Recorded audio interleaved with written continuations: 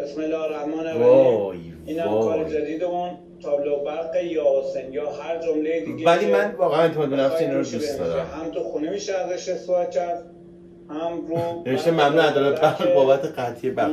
کامنت هم بعضی خیلی جذابه. حس میکنم پول اینترنتی که میدم حلال نیست. هر قسمتی میشه استفاده کرد. پشت داداش قیمت شیشه داداش قیمت ماما با هم فرق میکنه یا فری سایزه. بعدش اگه امام حسن و حسین با هم سفارش دادیم یه امام حسن عسکری هم روش اشانتیون میدیده قیمت مقطوعه. سیستمی رو ترمز بزنید این سیستمی ایلان ماسک کاربراتی 82. بعضی موقع میریم کامنت ها رو میخونیم، کامنتش خیلی جذابه. بنفش یا هر جمله دیگه ای که بخواید میتونید.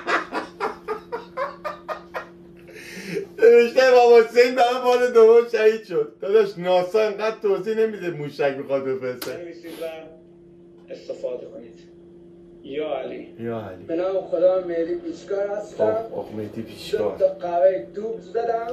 2 تا قبلم درد میکنم. مجبورید من آخه چرا با چه اعتماد نفسی میزونه وای نوازنده دف رو نگاه کنید.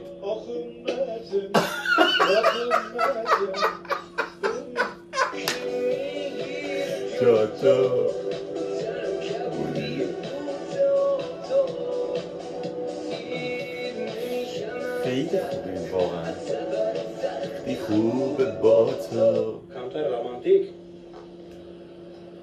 وای اینه دیدین؟ بالون آرزوها میفرستیم میره. خیلی باید مواظب باشیم تو بالون آرزوها واقعا. وای خونه رو ببینید چیکار کرد. نمیدونم خونه رو آتیش یا ابوالفضل خونه رو آتیش زد.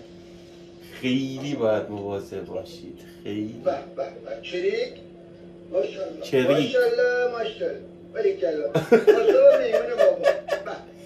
مرد حسابی چه وضع تعریف کردنه. میمون بابا احمد